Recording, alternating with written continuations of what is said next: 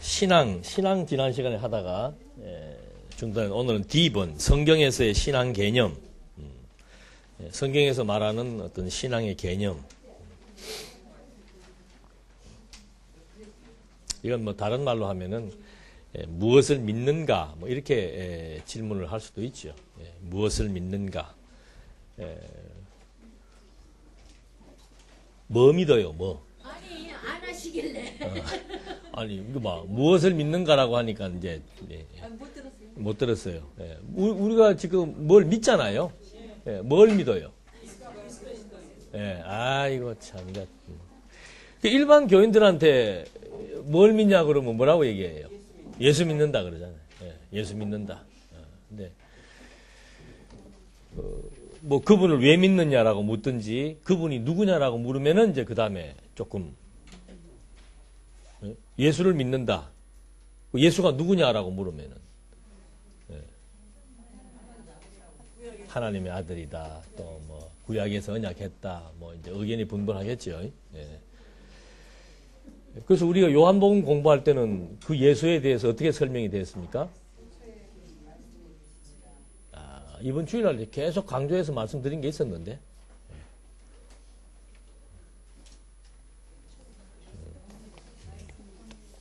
복습이 중요한 거죠. 그러니까 사복음서에서도 역시 마찬가지고, 사복음서에서도 그 핵심적인 요체가 너나 누구라 그러느냐 그거 아니에요. 믿기는 믿는데 내가 누구냐라고 이제 물었을 때 많은 사람들이 뭐 엘리야라 그러기도 하고 뭐 랍비라 그러기도 하고 대단한 능력자라 그러기도 여러 가지 많은 관점들이 있는데 당신은 누구다? 그리스도시고 하나님의 아들이다. 그래서 요한복음에서는 하나님께서 당신의 아들을 뭐로 보내셨다고요? 그리스도로 보내셨다고 이제 얘기했죠. 그리스도로 보내셨다. 그래서 우리는 예수를 뭐로 믿는다? 그리스도로 믿는다. 이런 이제 신앙적 개념. 예수를 그리스도로 믿는데 일반 전통 신학에서는 예수를 믿는다. 예수를 믿어라라고 왜 물으면은 뭐라고 얘기한다고 그랬어요? 예수 믿어야 어떻게 되기 때문에 구원받기 때문에 이런 논법이고 우리는 예수를 그리스도로 믿는 이유가 뭐예요? 그 단계가 올라가는 거죠.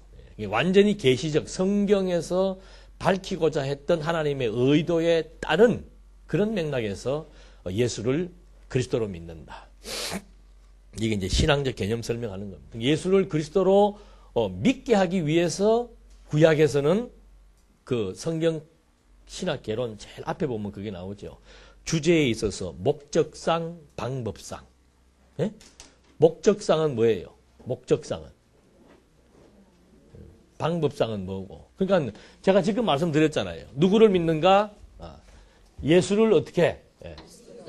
그리스도로 믿는다. 이게 방법이에요. 방법. 그래서 신약의 주제가 예수는 그리스도이시다. 이게 방법이에요. 그럼 왜 예수를 그리스도로 믿는가라고 물었을 때 그건 목적이 되는 거죠. 그 목적은 뭐예요? 하나님은 여호와로 존재하신다. 이것이 그 신앙의 대상 그리고 신앙에 대한 개념을 우리가 정확하게 파악하는 겁니다. 그러니까 일반적인 신앙의 개념이라는 것은 믿고 앙망한다는 거예요. 믿고 경외한다. 뭐 이런 믿고 존경한다.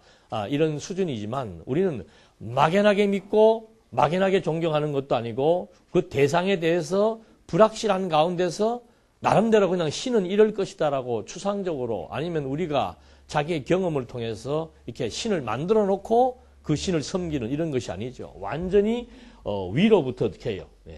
위로부터 이 땅 위에 당신을 뭐 한 겁니까?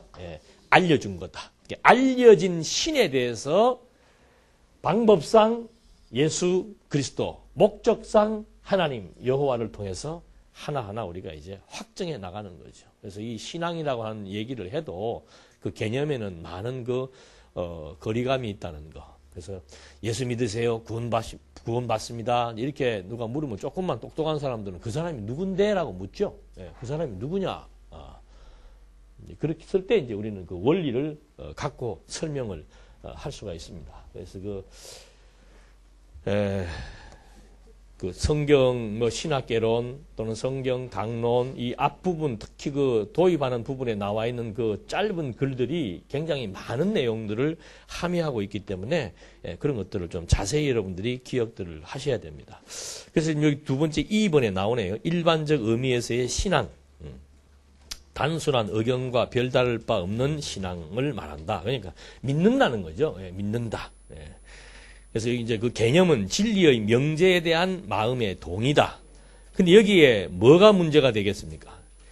일반적으로 말하는 신앙이란 말의 뜻은 진리의 명제에 대한 마음의 동의다라고 얘기를 했는데, 지금 제일 중요한 것이 뭔가, 제가 옛날에 한번 오래됐어요. 그 대학부 특강을 하고 있는데, 그 대학부 담당 그 지도 교사가, 여러분들 다 아실 거예요. 아마 유명한 뭐 철학 교수인데, 그 양반이 거기 앉아 있더니, 내가 이 진리 얘기를 하고 하나님의 절대성에서 얘기하니까 질문 있다 그러더니 진리에 대해서 함부로 얘기하지 마라 그러더라고요.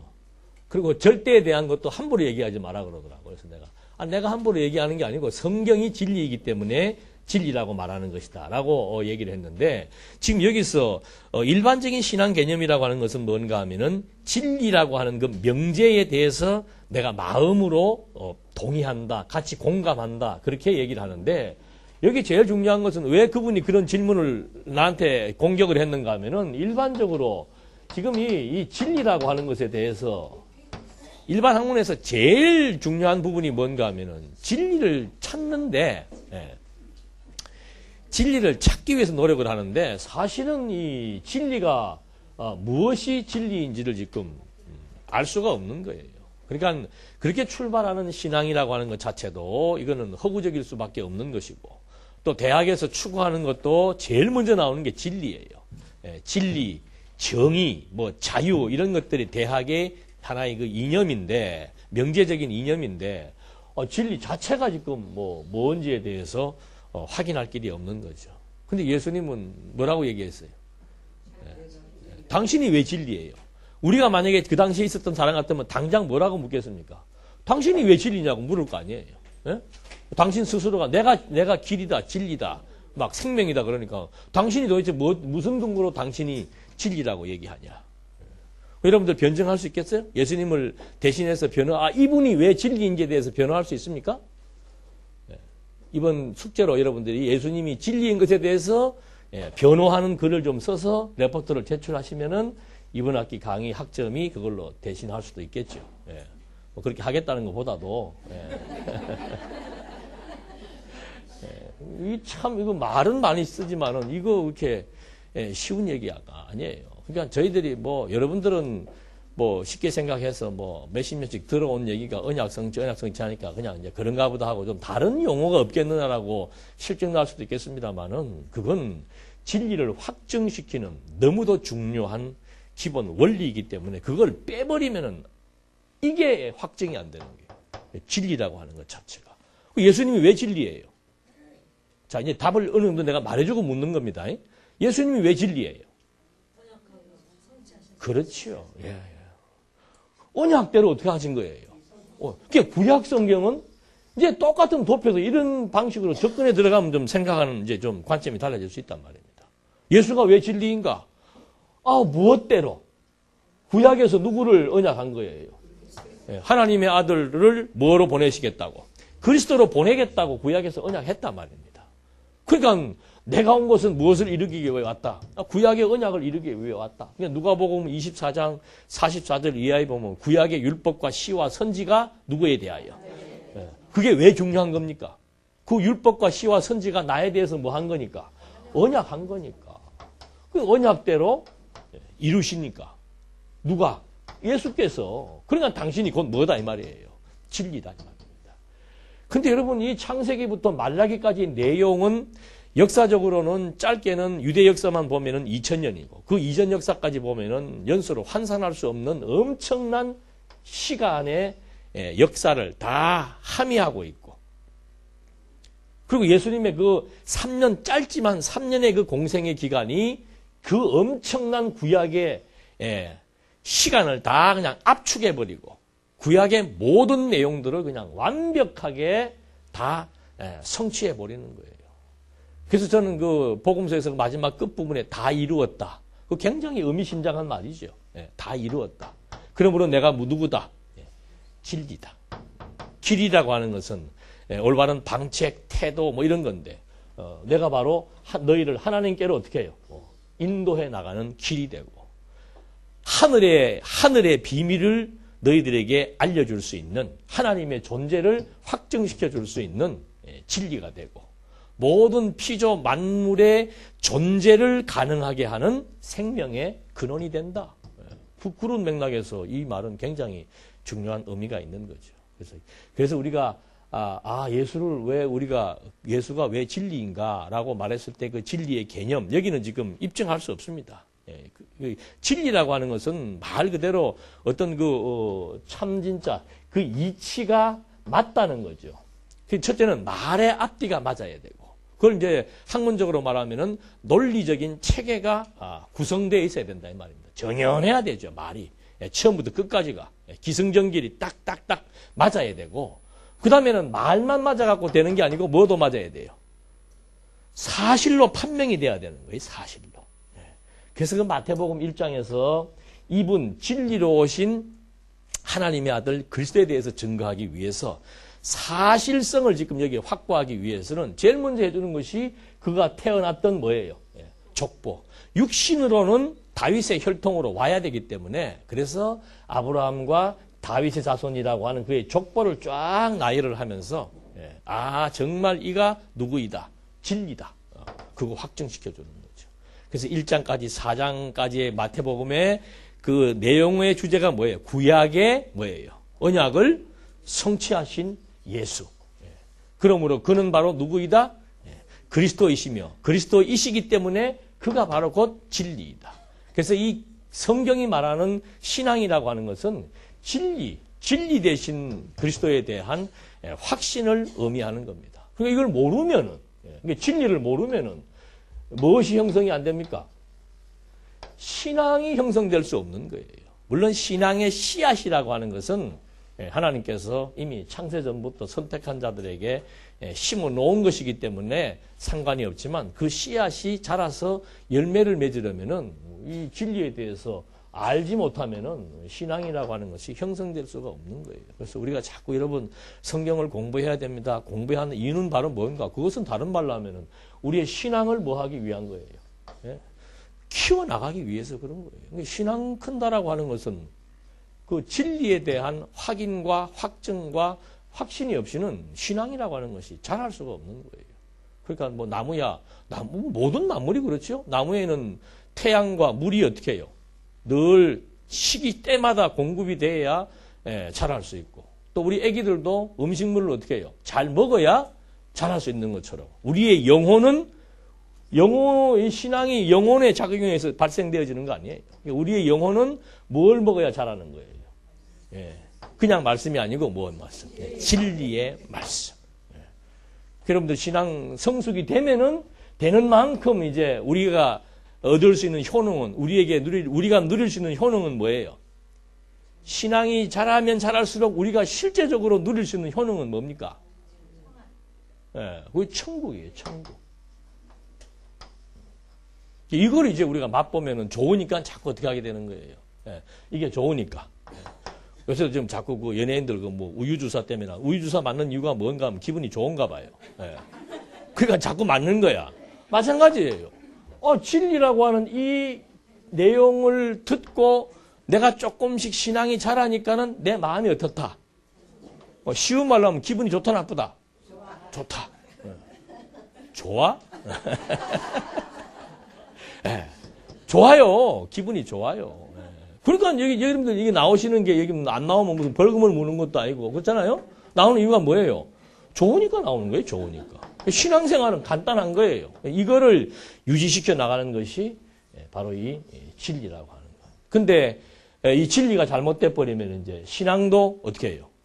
기형적인 신앙이 돼 버리고, 기형적인 신앙이 되니까 이 기분 좋은 상태가 오래 유지되지 않고 짧아지고 불안감을 느끼게 되고, 이게 이제 이상한 심리 상태가 이게 이제 이상해지기 시작을 하는 거죠. 그래서 거기에서 막 신비주의자가 나오고 율법주의자가 나오고 방임주의자가 나오는 게 왜 그런가? 이거 이제 잘못 이해하다 보니까는 이 신앙 상태가 잘못되어져서 그 결과로 우리의 내면 세계가, 우리의 영혼의 상태가 아주 이상한 현상들로 발생되어진다라고 하는 거. 이런 맥락에서 신앙이라고 하는 것은 굉장히 중요한 겁니다. 또 그런 맥락에서 우리가 알고 있는 이 성경 신학이 진리라고 감히 그냥 막 단정해서 확정해서 말할 수 있는 이유도 그만큼의 진리인 것에 대한 근거가 확보되어 있기 때문에 그런 거죠. 그래서 이런 것들을 갖고 우리가 이런 그 신앙 개념을 살피게 되면 뭐 별것도 아니에요. 근데 저게 이제 제일 중요한 그 명제인 진리에 대한 것들에 대해서 우리가 확인하지 못하면은 이제 많은 문제가 지금 일반적으로 나타나는 것처럼 발생되어지는 겁니다. 그래서 거기에 두 번째 보니까는 직접적 확실성으로서의 신앙. 이게 무슨 말인가? 내가 직접적으로 경험하고 내가 직접적으로 판단하고 내 어떤 그 지식 수준이나 내 인식 수준에 의해서 받아들일 수 있는 그런 이제 직접적으로 우리가 이거 진짜다라고 말할 수 있는 그런 것들에 의한 신앙을 말한다 이 말. 이건 무슨 말인가? 이제 반대로 말하면은 초자연적인 사건에 대해서는 받아들일 수 없다 이 말이에요. 그러니까 봄 되면은 꽃이 피고 가을이 되면 열매를 맺고 이거는 자연적인 현상이잖아요. 그런 것들을 우리가 이제 사실로 받아들인다는 얘기죠. 그러나 성경에 나와 있는 대로 막 홍해 바다가 갈라지고 처녀가 잉태해서 아들을 낳고 예수님이 막 물 위로 걸어가고 귀신을 쫓아내고 이런 부분에 대해서는 인정하지 않겠다. 그거는 우리가 믿을 수가 없다. 이런 것들이 두 번째에서 제기하는 말들이고, 그 다음에 세 번째 증언에 기초한 확신으로서 신뢰를 포함하는 신앙이다. 근데 여기서 확신이라는 말은 좋은데 앞에 뭐에 기초한 것이라 그랬어요? 증언. 이게 무슨 말인가 하면은 여러분들 그 신학자들이나 또 인문학도 마찬가지예요. 이게 보통 보면은 별거 아닌 말들을 굉장히 어떻게 얘기를 해요? 무슨 말인지 못 알아듣게 하는 게 이게 기술이에요. 그래서 여러분들이 일반 학교에 가면은 교수가 무슨 강의를 하면은 1시간 동안 앉아서 머리가 아픈 이유가 무슨 말을 지금 하는지를, 그게 이제 명강의를 하는 사람이고. 이게 무슨 말 같아요, 이게 지금? 증언에 기초한. 한마디만 하면 하고 나와요. 자, 그렇죠. 간증할 사람 나오죠. 그 자기 증언이라는 게 자기 경험이에요. 내가 이렇게 경험해 보니까는 이거다라고 말하는 거. 그거 아니에요. 그건 전부 주관. 그러니까 인간의 이성을 중심으로 판단하는 것도 주관적이고, 내 경험을 근거로 해서 진리다 아니다를 판가름하는 것도 그것도 주관적이고. 그래서 신앙이라고 하는 것은 전부 주관적인 것은 잘못된 거예요. 그러나 우리가 말하는 신앙은 뭐예요? 진리인 것이 확정되니까는 이건 완전히 객관이죠. 객관성. 이게 주관주의가 아니고 객관주의다. 하나님의 관점에서 우리에게 보여준 내용들을 확인해서 진리인 것에 대한 신빙성을 확보하게 되니까 그것에 의해서 이제 하나하나 깨달아 믿어지게 되는 이것이 올바른 신앙인 것이지, 자기의 어떤 이성적 판단, 내 이성적 판단도 다 주관적이에요. 그리고 내가 어떤 사물이나 또는 어떤 이론에 대해서 받아들일 수 있는 한계점이 있단 말입니다. 그거를 기준으로 놓고서는 이게 진짜다, 가짜다. 처녀가 잉태하여 아들을 낳을 수 있습니까? 없습니까? 이성적으로. 뭐 없죠. 그거는 믿어요? 못 믿어요? 못 믿겠다, 이 말이에요. 그게 자유주의 신학자들이다, 이거죠. 근데 우리 전통 신학자들은 또 뭐예요? 어떻게 믿어요? 무조건. 그 무조건 노래도 있잖아. 무조건. 그게 신앙 좋은 거예요. 그걸 우리는 신앙이 좋다라고 얘기해요. 그건 맹목적, 즉, 뭐예요, 이게? 증언에 의한. 맹신이죠, 맹신. 우리는 확인 안 되면 안 돼. 확인 안 되면.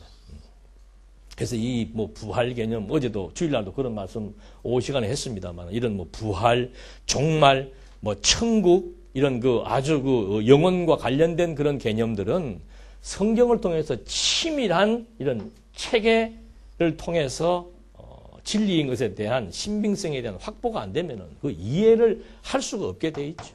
그래서 이 진리를 안다는 것은 너무도 중요한 부분입니다. 그래서 우리는 1, 2, 3번이 다 아니고 정말 언약 성취사적 신존재 확증에 의한 신앙이다. 성경이 진리라고 하는 것에 의한 신빙성을 확증한 그 결과로 하나님의 살아계심을 또 확증하게 되고 그 확증된 신의 존재에 대해서 깨달아지는 만큼 신앙이 형성된다.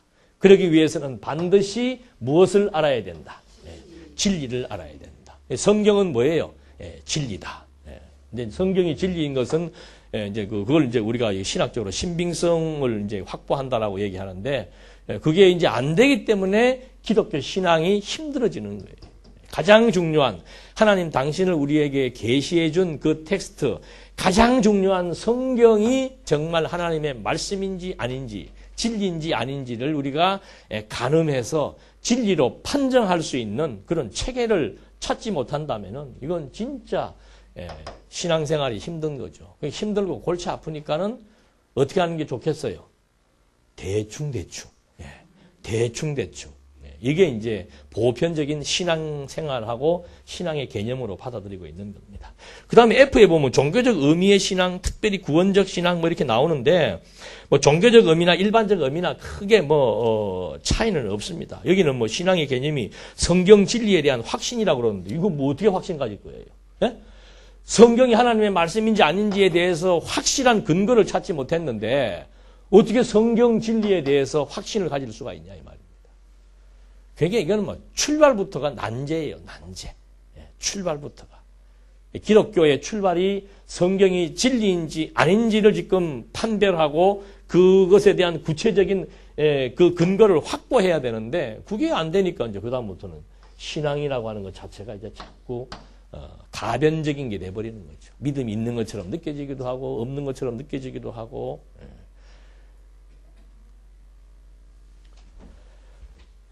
그 다음에 이제 뭐 신앙의 요소, 지정의 뭐 이런 일반적으로 하는 얘기인데 사실은 뭐 지정이라고 하는 것도 이것은 인격적인 작용인데 이 인격적인 지정의 작용이라고 하는 것도 더 중요한 뭐예요?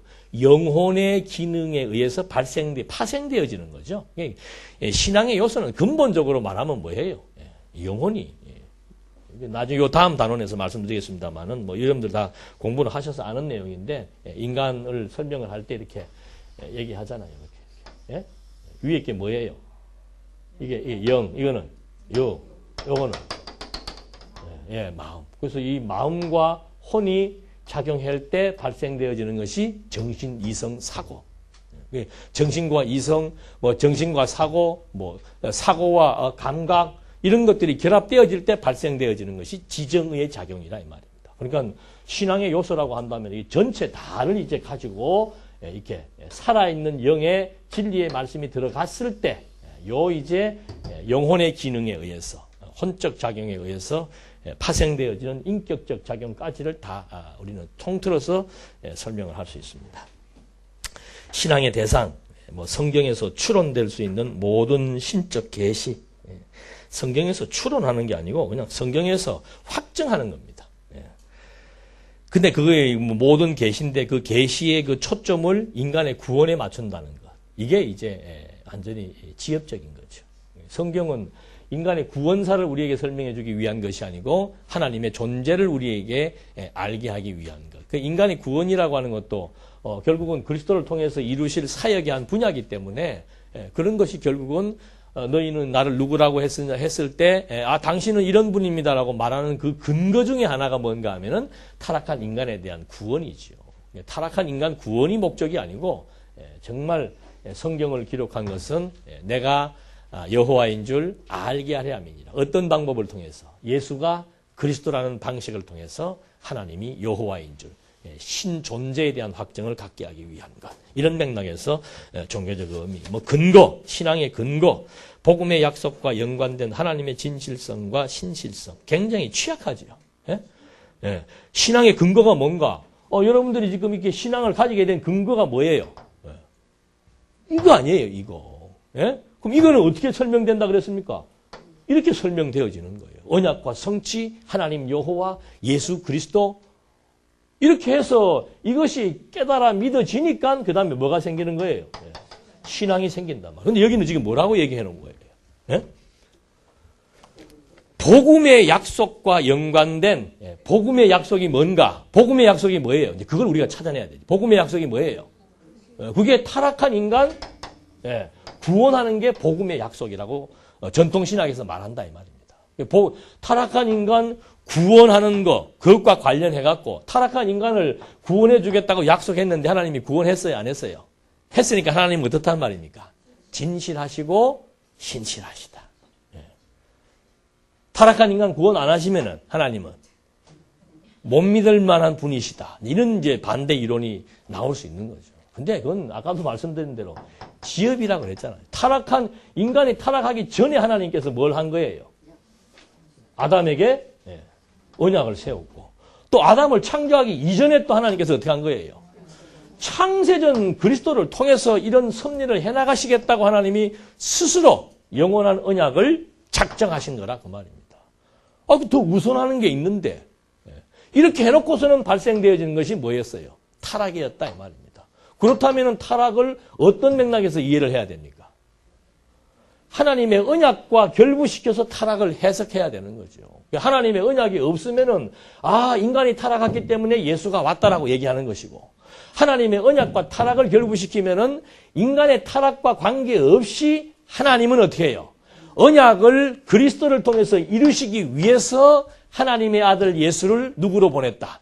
그리스도로 보내셨다. 그러므로 하나님은 언약을 성취하시는 여호와이시다. 범주가 다르죠. 들을 때는 아시지만 이제 설명하라 그러면 또 힘들어져요. 그렇게 해서 이 신앙, 종교적 의미의 신앙, 특별히 구원적 신앙이라고 강조까지 해놨어요. 특별히 구원적 신앙이다. 그 다음에 이제 그 신앙과 확신의 문제. 사실은 누구든지 조금만 학문적 소양을 갖추고 있는 사람이라고 하는 것은 신앙이라고 하는 말을 할 때도 믿어져야 그것이 정말 돌멩이 위에 새겨진 것처럼 확실하게 믿을 수 있는 무엇이 있어야, 근거가 있어야 믿겠다 그 말입니다. 그런 것에 대해서 그럼 어떤 방식들을 도대체 지금 어떤 방식으로 예수가 그리스도라는 사실 또는 그리스도를 통해서 하나님의 존재를 받아들이고 있는가라고 하는 것이 지금 그 도표에 나와 있는 내용들이에요. 인간의 첫 번째가 믿음 지상주의입니다. 믿음. 오직 뭐예요? 오직 믿음. 누가 뭐라 하든지 간에 성경에 있으니까 뭐다? 사실로 믿겠다 그 말입니다. 하나님 봤냐 못 봤냐? 못 봤다. 근데 성경에 보니까 하나님이 가라사대 하니까 하나님이 있어요 없어요? 그거라 그 말이에요. 예수님이 부활했다. 봤는가 못 봤는가? 못 봤다. 못 봐도 나는 뭐 할 수 있다? 믿을 수 있다. 이걸 이제 한국교회는 믿음이 어떻다? 좋다. 그래서 그거 갖다가 맹신이라고 그러는 게 맹신. 제일 전도하기 힘들고 제일 대화하기 힘든 사람들이 어떤 사람들인가? 이런 사람들. 이게 이제 다른 말로 무식이 한 거예요? 용감한 거예요. 대화가 안 되죠, 대화. 왜 이 사람들은 또 왜 그러는가? 또 자기들 마음대로의 뭐가 있어요? 경험이 있는 거예요, 경험이. 성경에 보니까는 사르밧 가부가 누구를 접대한 겁니까? 선지자를 접대하는데 마지막 남은 그 떡반죽 자기의 생명과 같은 양식을 제공하고 나니까는 들어와도 복을 받고 나가도 복을 받더라. 근데 내가 진짜로 빚을 내가지고 1년 동안 11조를 하고 나니까는 재산이 어떻게 되더라? 그건 경험이에요. 그럼 그게 그 사람의 신앙이 돼버린다 이 말입니다. 여러분들은 지금 다 아시니까 이렇게 여유 있게 웃으시지만 지금도 밖에 있는 중생들은 그게 참 이게 무서운 거예요. 이게 루터가 이거 아니에요. 루터가 오직 그냥 믿음밖에 없다. 왜? 그 사람은 행위로 말미암아 구원 얻는다라고 배워왔기 때문에 행위가 아니라고 그러니까 반대가 뭐예요? 믿음이다라고 얘기하는 거죠. 그래서 이 사람들은 인간의 이해력, 우리가 수용하자 이 말이에요. 성경에 있는 골치 아픈 모든 내용들을 우리가 좀 이해하자, 받아들이자. 어떻게 따지지 말고 이렇게 그걸 이제 믿음 지상주의라고 얘기하는 겁니다. 그래서 이 사람들은 알기 때문에 믿는 것이 아니고 어떻게 알 수 없기 때문에 믿는다. 알 수 있는 거 믿는 거예요. 누가 못 믿냐 이 말이에요. 알 수 없기 때문에 고로나는 뭐 한다. 말 되는 것 같아요? 안 가는 것 같아요? 얼핏 들으면 굉장히 철학적이잖아. 아는 거 믿는 거에 누가 못 믿냐. 알 수 없으니까 믿는 그것이 진짜 뭐예요? 믿음입니다. 이런 사람들은 대화해보면 항상 이렇게 공중에 어떻게 해요? 눈동도 아주 빨갛게 해가지고. 왜? 잠을 많이 못 자니까. 붕붕 떠다니는 스타일들이 이런 스타일들이다. 그래서 여기 뭐 나와 있는 대로 이 사람들은 완전히 문자주의입니다. 문자주의. 문자주의란 말이 뭔가? 초대교회 때 보면은 사도행전에 뭐가 나와 있습니까? 사도들이 막, 안전뱅이고, 내가 너에게 줄 거는 은과 금은 없지만 어떻게 해? 나사렛 예수의 이름으로 어떻게 해라? 일어나, 걸어라. 그게 안전뱅이 어떻게 해요? 빨대기는 그게 문자. 지금도 그렇게 하면 된다, 안 된다? 된다고 믿는 그게 안 되기는 그게 믿음이 없지요. 된다고 믿으라니까. 그게 믿음이란 말이에요. 저도 옛날에 이런 데 있었어요. 순복음에, 여의도. 거기, 오살리 기도원 출신입니다. 거기서 그대로 그 전도사 때 거기 있었다니까. 열심히 수련해가지고, 능력 받아가지고. 지금도 기운이 남아있는지는 모르지만 하여튼 원하시는 분 있으면 따로 오시십시오. 해가지고. 중국에 선교하러 갔더니, 아유, 참. 그 신비주의자들이 많더라고요, 아직. 그래갖고는. 자꾸 나보고 막 다 주고 가는 사람 기도를 해달라고 그러는데 이게 참 뭐 안 해줄 수도, 안 해줄 수도 없고, 해줄 수도 없고, 그래갖고는 막. 어차피 무슨 말인지 못 알아듣잖아요. 그러니까 나는 그냥 성경대로 하나님의 뜻이면 어쨌든 이제 뭐 알아들었겠지. 믿음, 신비주의자들. 그 다음에 이건 이제 완전히 합리주의자들입니다. 이성. 이거는 알아야 믿는다는 거지. 알아야. 명제는 맞지요. 알지 못하는 것을 믿을 수 있다, 없다? 없다. 여기는 알지 못하기 때문에 믿는다. 여기는 알지 못하는 것은 뭐 할 수 없다. 믿을 수 없다. 그 알고 모르고의 판단 기준이 뭔가? 이게 타락한 인간의 이성이다. 그러니까 이걸 이제 다른 말로 하면은 과학적이다, 합리적이다, 윤리적이다, 이런 말을 하는 거예요. 처녀가 잉태한다는 것은 과학적이에요, 비과학적이에요? 비과학적이죠. 그건 받아들인다, 안 받아들인다? 안 받아들인다. 이게 사실로 안 받아들인다. 이게 성경에 있으니까 이거는 그 당시에 가지고 있던 사람들, 초대교회 성도들, 초대교회 예수를 따르던 무리들이 가지고 있던 그 당시 사람들의 신앙이다 이 말이에요. 사실이 아니고. 여기서는 사실이냐 아니냐를 이제 중요히 따지면서 사실 아닌 것은 그냥 신화, 옛날부터 전해 내려오는 신화로 처리하든지, 아니 무슨 땅이 뭐 하나님께서 천지를 창조할 때 땅이 있으라 그러니까 뭐가 생깁니까? 물이 슉 가더니 땅이 하나 쑥 나오고, 그게 신화지 그게 말이 되는 소리냐 이 말이에요. 그래서 창조, 설화 이렇게 나옵니다. 자유주의 신학자들이 쓴 책들을 보면은 창조, 설화 아니면 창조, 신화 이렇게 이제 제목이 달려서 나오는 거예요. 그래서 이 사람들은 이성을 중심으로 한다라고 하는 거. 그리고 뭐 합리적이지 않은 거 참 많습니다. 그리고 윤리적이지 않은 거 많아요. 뭐 가론 유다와 며느리와의 관계 뭐 이런 거. 다말인가. 며느리잖아요. 며느리 이름이 다말이고. 그런 걸로 자꾸 나 테스트하려고 그러지 말고.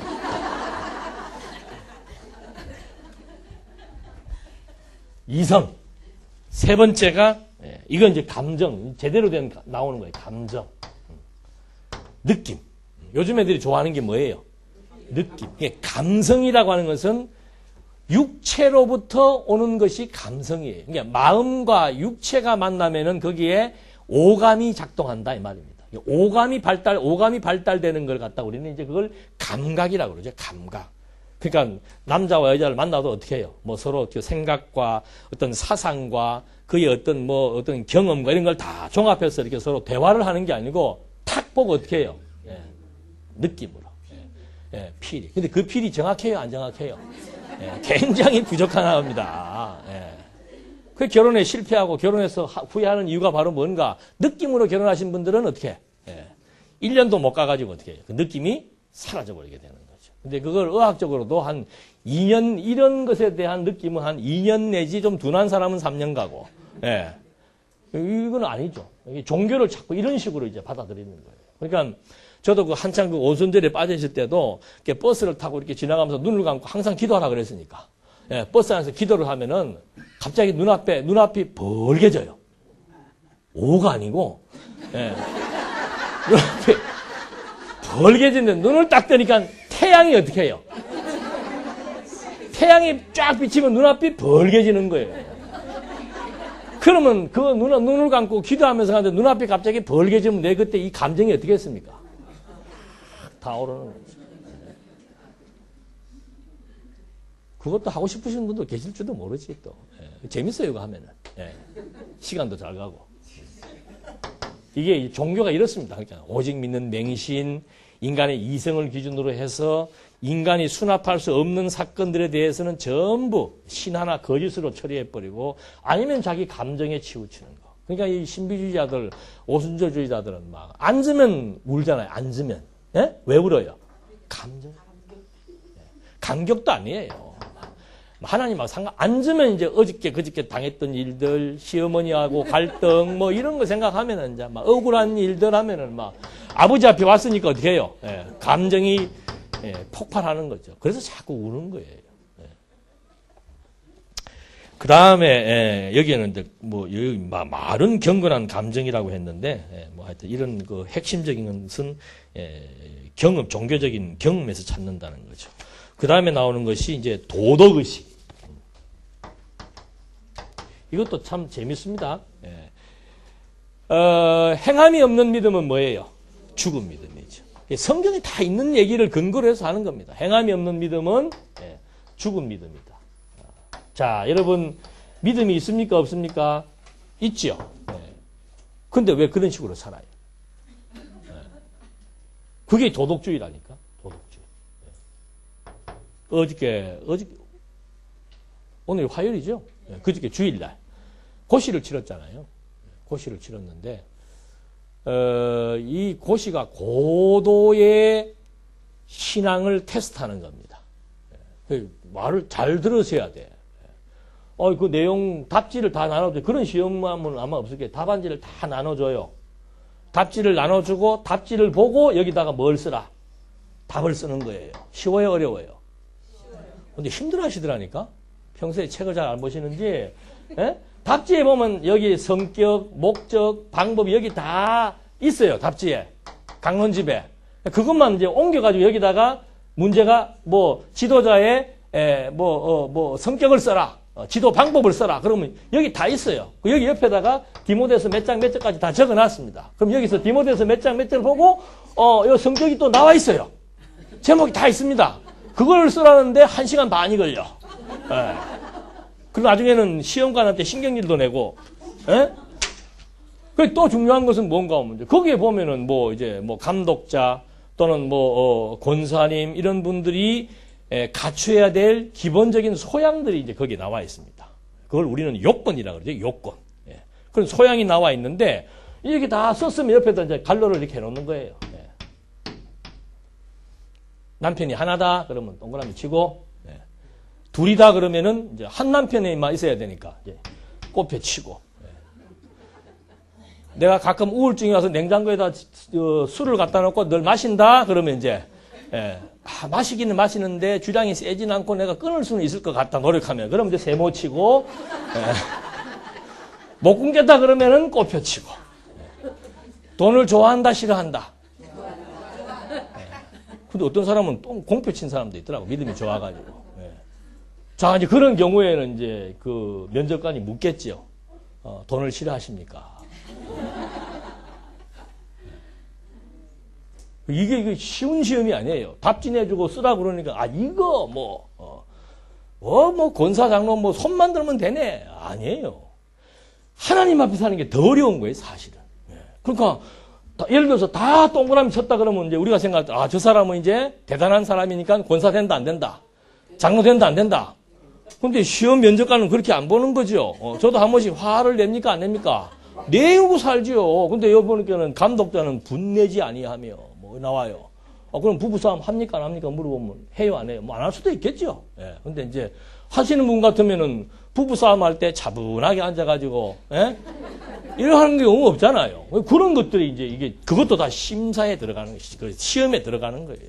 그러면 고만히 자기를 성찰해보면, 내가 참 분내지 않는다 그러는데, 내가 분을 좀 심하게 내는 편은 어떻게 해야 돼요? 꼬표를 하고, 하여튼 그 다음에 좀 적당하게 하는 분 같으면 세모를 치고, 완벽하게 하면 어떻게 해요? 근데 이런 식으로 하면 영표가 많겠어요? 적겠어요? 적어야 되지. 근데 많더라니까. 이게 무슨 얘기하다 여기까지 왔죠? 도덕. 그래서 우리도 그런 그 공격을 가끔 받잖아요. 예. 말씀이 그렇게 좋다면서 뭐예요? 예. 생활은 왜 그러냐? 그럼 여러분들 할 말 있어요, 없어요? 있어야 돼. 그 이제 이걸 가지고 사람들의 행동, 윤리적인 행동을 가지고 신앙의 기준으로 삼고, 그게 이제 마치 신앙으로. 그래서 여러분 그 윤리성이라고 하는 것은 이거는 인간이 가지고 있는 타락한 본성 중에 하나입니다. 그게 바로 뭔가? 자기의 행위로 말미암아 어떻게? 그게 윤리성이에요, 윤리성. 타락한 윤리란 말입니다. 기독교 윤리하고는 다릅니다. 기독교 윤리는 여러분들 이제 책 공부하시고, 그런 설명 안 해드리려고 그래요. 관계없는 거. 기독교 윤리는 그게 아니에요. 타락한 윤리는 뭔가? 인간이 자기 행위로 말미암아 내가 참 어떤 존재다. 괜찮다. 내가 믿음이 좋구나. 이렇게 생각하는 거. 이게 이제 칸트가 대표적인 사람이죠. 여기에 걸리면 힘듭니다. 자기도 힘들고 또 자기가 상대방을 어떻게 만드는 거예요. 왜? 자기는 나름대로 또 깨끗하다고 생각하니까.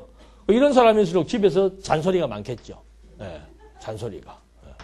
이게 이런 부분들이 신앙이라고 하는 면에서도 전부 적용이 되어가지고 굉장히 이제 난제가 되는 겁니다. 그래서 기독교는 윤리 도덕적인 종교가 아니다. 만약에 윤리 도덕적인 종교라면은 벌써 성경의 그 비도덕적이고 비윤리적이고 비인륜적인 그런 문제에 대해서 하나님이 용납합니까? 안 합니까?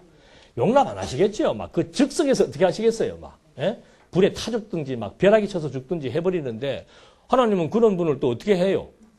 막 생육하고 번성시키고 땅도 많이 사게 해주고 막 부자 만들어주고 많단 말입니다. 이런 것들이 이제 계시적 관점에서 보지 않으면은 이해할 수 없는 그런 그 신앙관이 형성되게 된다는 거. 그 다음에 전통 신학에서는 이제 신앙하는 이성이라고 얘기합니다. 신앙하는 이성.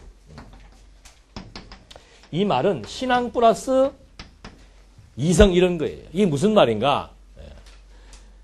초자연적인 사건에 대해서는 여기서 반대를 하니까 이성주의자들이 반대를 하니까 그렇다고 해서 그거를 또 안 믿을 수는 없잖아요. 그러니까 이것과 이것 두 가지를 다 이제 겸해서 하는 거예요. 초자연적인 사건들은 우리가 일단 무엇으로 받아들인다? 믿음으로 받아들이고 그 다음에 이제 과학적이고 합리적이고 윤리적인 것들은 어떻게 해요? 이성으로 받아들인다. 굉장히 괜찮아요? 안 괜찮아요? 빠져나갈 수 있잖아요. 그러나 우리 성경신학적 관점에서는 뭐예요? 성경신학적 관점에서는. 그 성경신학 개론에 나오잖아요. 중생한 뭐예요? 그냥 이성이, 타락한 이성이 아니고 중생한 이성에 의한 뭡니까? 신앙이에요. 이건 플러스가 아니고 의한이에요. 의한. 거듭나고 중생한 이성에 거듭나고 중생한 이성으로 알아야 된다. 그 말이에요. 알아야 된다. 이걸 우리는 이제 지식이라고 얘기하는 거예요. 여기서도 지금 이런 이성에 의해서 알아야 된다고 말을 하는데 타락한 이성으로 알라 그러니까는 초자연적이고 뭐 초과학적이고 이런 거에 대해서는 인식할 수가 없고 믿을 수가 없잖아요. 근데 거듭나고 중생한 이성에게는 하나님께서 초자연적인 사건도 어떻게 해요? 그것을 사실로 여기는 사실이 아닌 것으로 전제해서 믿다는 얘기고 여기는 사실로 받아들인다 이 말입니다. 그걸 그러면 사실로 받아들이려면 어떻게 해야 되겠어요? 예를 들어서 출애굽의 사건을 홍해 바다가 갈라지는 사건을 사실로 우리가 믿습니까? 안 믿습니까? 소리가 뭐 반도 안 되네. 그거를 우리가 믿으려면은 뭐 우리가 지금 재현할 수도 없잖아요.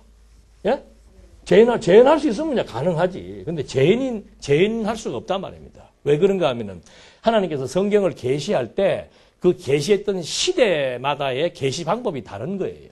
그러니까 구약 때는 막 구름과 불과 음성과 막 초자연적인 사건들을 통해서 하나님이 보여주었다가 이제 신약 시대는 누구를 통해서? 아들을 통해서 또 그런 초자연적인 사건도 행하게 하고 아들을 통해서 완벽한 계시를 통해서 보여주었단 말이에요. 근데 지금 이제 그래서 우리는 신학적으로 그걸 갖다가 계시가 완성됐다고 얘기하는 거죠. 그러니까 하나님의 살아계심을 직접적으로 계시할 때는 막 초자연적인 사건이 발생해야 신이 지금 하셨다 안 하셨다를 가늠할 수 있잖아요. 그리고 이 계시를 보여줄 때 반드시 하나님은 뭐 우연히 하는 거 없습니다. 내가 지금 무슨 일을 보여주겠다고 항상 미리 어떻게 해요? 예언을 하는 거예요. 그 예언자가 누구예요? 선지자예요.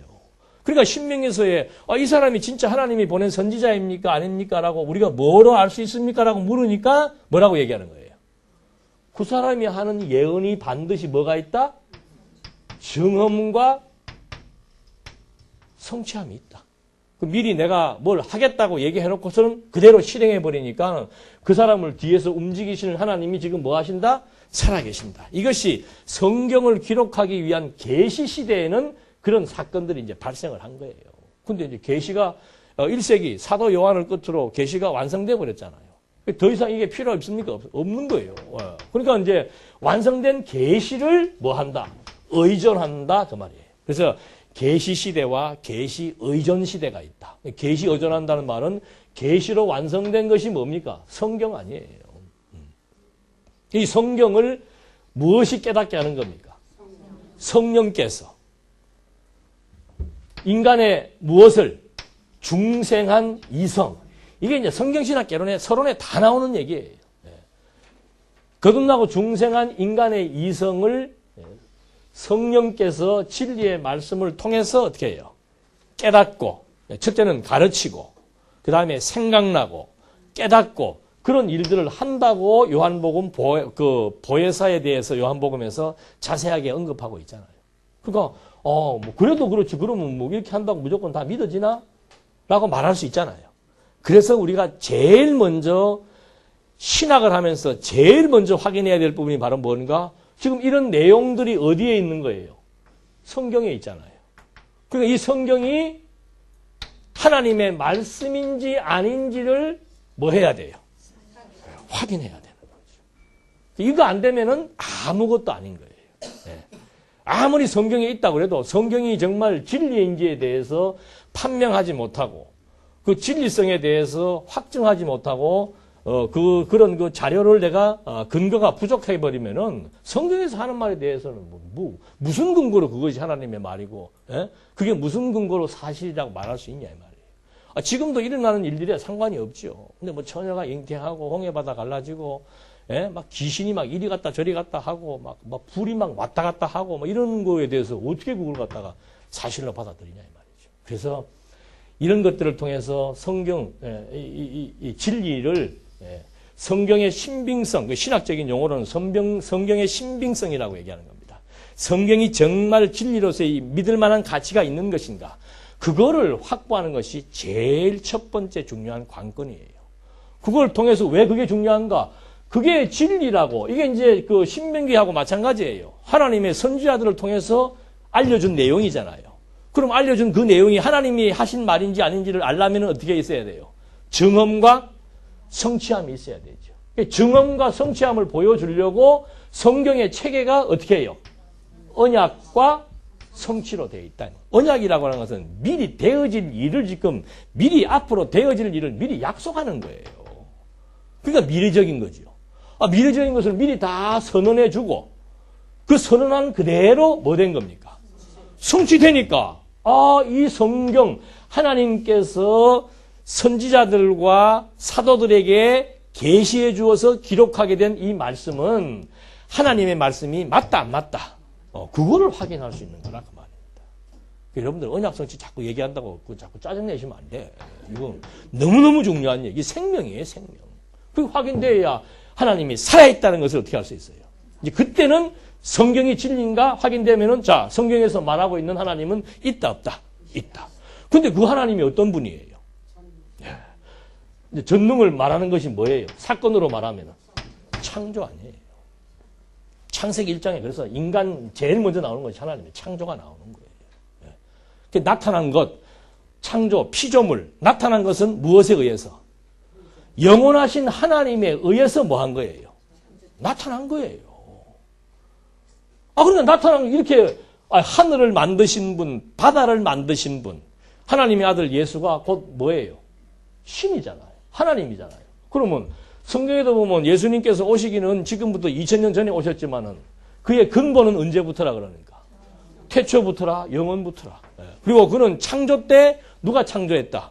그분이 창조했다고 나오잖아요. 그럼 예수님이 우주와 만물을 창조하신 예수님이 당신이 만든 바다 위로 걸을 수 있습니까? 없습니까? 우리야 피조물이니까 바다 위를 못 걷죠. 장력 때문에. 그러나 예수님은 바다를 창조하신 분이 그거 걸어가는 게 그게 뭐가 어려운 거야. 땅 걷는 거나 바다 걷는 거나 똑같은 건데. 근데 그거를 우리 피조물의 타락한 이성의 관점에서 어떻게 바다를 걸을 수 있냐 이거예요. 어떻게 보리떡 5개 하고 물고기 2마리 하고 갖고 그렇게 수천 명을 먹일 수 있도록 뻥튀기를 할 수 있냐 이 말이에요. 우리는 못하죠. 그러나 아니 보리떡에 대한 그 근본적인 유전자가 누가 만든 거예요? 하나님으로부터 나온 거예요. 그거 뭐 이거 해갖고는 흙에다가 해가지고 사람도 만드는데 하고 빵 조각 가지고 몇천 명 못 먹입니까? 그게 이제 그렇게 생각할 수 있는 것이 바로 뭔가 하면은 성경에 대한 신빙성 확보와 그것에 의해서 증명된 하나님의 존재에 대한 확증, 그리고 그분이 가지고 계시는 속성이 어떠한 것인지가 성경을 통해서 확인되면은 이게 아무것도 아닌 거예요, 아무것도.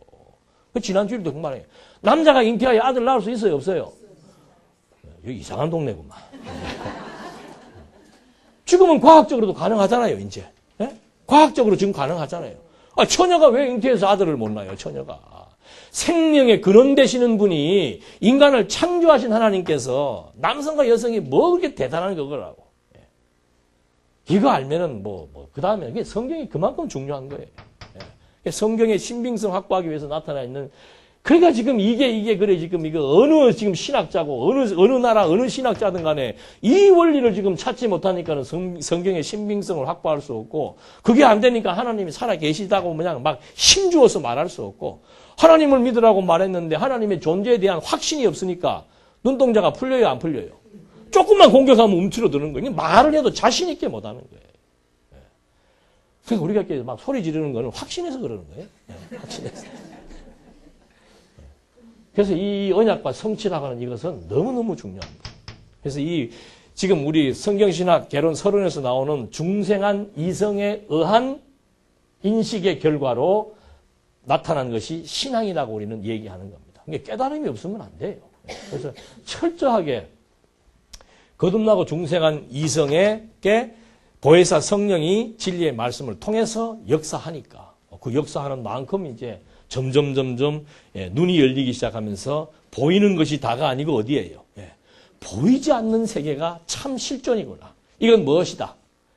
이게 허상이고 보이지 않는 세계가 본질이고 그 세계가 실존이라고 이제 점점 눈이 신령해질수록 그 세계를 바라보게 되는 거죠. 그게 진짜로 믿어지니까는 가치를 어디에 두는 거예요?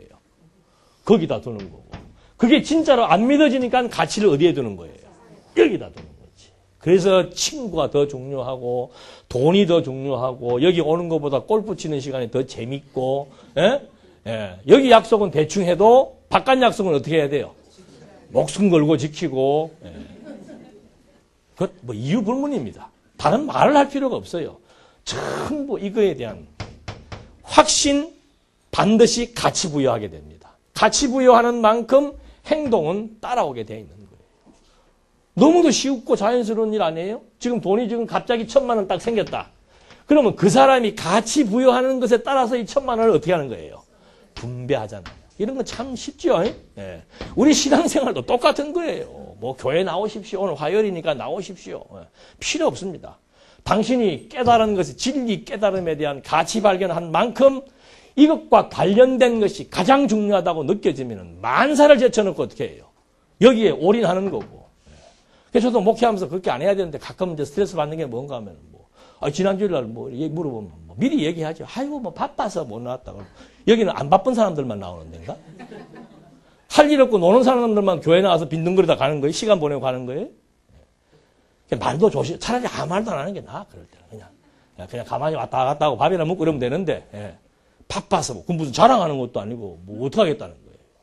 그게 가치 문제란 말입니다. 그런 맥락에서 이 신앙의 결과인 믿음의 행위, 그런 것들이 참 같이 결부되어져서 중요하다는 사실을 알 수가 있습니다. 그래서 아까 잠깐 말씀드린 대로 뭐 미리 설명 과정에서는 말씀을 드렸습니다만은 뭐 우리 너 여러분들 이거 뭐 다 이제 그림 다 머릿속에 다 들어있잖아요. 영이에요. 육이고. 그 인간의 본질은 어디에 있는 겁니까? 이거예요, 이거. 근데 대부분의 많은 사람들은 뭐로 보는 거예요? 그 먹는 것도 뭘 위해? 요새는 많이 굶잖아요. 굶는 것도 왜 굶어요? 이거지, 예? 그래서 굶고, 먹는 거는 또 어떻게 해? 건강하려고 먹고, 오직 무엇을 위하여? 그거 왜 그러는 거예요? 여기가 빈약하니까 그런 거예요. 빈약하니까. 육체가 강하고 영이 빈약하니까. 그 영과 요 마음이 만나면은 여기에서 이제 뭐가 작용한다고요? 혼이 작용하는 거죠. 타락한 이성은 혼적 작용이 정신이에요. 정신, 이성, 사고인데 타락한 이성은 정신 체계 자체가 전부 인본주의예요. 예. 타락한 사람이라고 해서 이성이 없는 게 아니고 타락한 이성 자체가 전부 무엇을 위한? 육을 위한 주의로 살아간다 이 말입니다. 그러니까 그걸 갖다 우리가 다른 말로 하면 인본주의지요. 근데 진리의 말씀이 들어오면은 인본주의에서 어떻게 해요? 신중심으로 자꾸 변화가 되는 거예요. 그뿐만인가 이성은 판단이죠. 예. 좋다 나쁘다. 가치 있다 가치 없다. 그 판단 기준이 뭔가? 옛날에는 육을 중심으로 판단한 거예요. 예. 육체의 유익을 위해서 이 일도 하고 저 일도 했는데 영의 소욕이 자라다 보니까는 모든 판단 기준이 어떻게 되는 거예요? 하나님을 중심으로. 무엇을 하나님이 기뻐하실까? 그거에 의해서 지금 우리의 이성 기능이 작용을 한다 이 말입니다. 똑같은 것도 이거 얼마나 중요한지 모릅니다. 똑같이 가나안 땅 들어가가지고 정탐시켜 놨더니 10명은 어떻게 보는 거예요? 자기 이성을 중심으로 자기 능력을 중심으로 판단하니까는 거인들한테 이길 수 있다 없다. 우리는 그의 밥이다. 근데 하나님의 능력을 중심으로 정신세계가 신중심으로 딱 무장이 되어 있으니까 모든 판단을 누구 중심으로 보는 거예요? 하나님의 약속 중심으로 보는 거예요. 이 민족이 지금 저기서 죽을 수가 있는가? 저 땅 우리가 차지해야 되는데 그 하나님 중심의 신중심 사상이 딱 확립되어 있으니까 상황을 판단할 때도 누구 중심으로? 저들이 우리의 밥이다. 기준이 완전히 달라버리는 거죠. 그러니까 이거 키워나가려면은 여기에 뭐가 공급돼요? 영에 공급되는 비타민. 예? 육으로 공급되는 비타민 A, B, C, D, E, F, G는 다 알잖아, 우리가요. 예. 영에 공급되는 비타민은 하나밖에 없어요, 하나밖에. 근데 왜 이거를 안 드셔? 이거는 큰 돈 안 들여도 먹을 수 있는데. 이거 이상 없는 거예요. 이게 이제 무장이 되어야. 그러니까 이 영을 가급적이면은 육체의 노예가 된 관습이 익어지기 전에 어린 날부터 영의 소욕을 키워주면은 그 아이는 살면서 쉬고야 어려워요. 쉽죠. 인생살이도 쉽고 영이 자라는 속도도 다르지요. 이 구습, 애굽에서 400년 종살이하는 구습 때문에 광야에서 다 어떻게 합니까? 다 저거 안 돼요. 그 구습은. 400년 찌든 구습이 어떻게 그게 바뀌겠습니까? 그 엄청난 홍해바다 경험해봤던들 며칠 못 가가지고 어떻게 해요? 큰 것 가지고 하나님 원망하는 것도 아니라 목마르다고 그냥 난리 구슬 치고. 그게 지금 영의 소욕이 어려서 그렇다는 거죠. 그래서 이런 것들이 처음에 말한 대로 이 진리에 대한 거. 진리의 영. 진리의 영이 우리의 영혼을 어떻게 해야? 강타시켜서 영혼의 기능들을 활성화시켜 주어야. 두뇌가 활성화되어야. 그래야 이제 점점 사상도, 판단도, 생각도 항상 생각하는 내용이 달라지는 거죠. 그러니까 이 기능이 어리니까 예수님께서 너희는 너희를 위하여 무엇을 어떻게 해요? 먹을까? 늘 그 생각이 하고 사는 거죠. 너희를, 이게 육이죠. 너희를 위하여 무엇을 먹을까? 그건 메뉴 생각하는 그 얘기가 아니잖아요. 매일 돈 생각하는 거예요. 그러니까 사람이 힘들어지는 거예요. 피곤하고 힘들죠. 즐겁지가 않고. 쉽시다.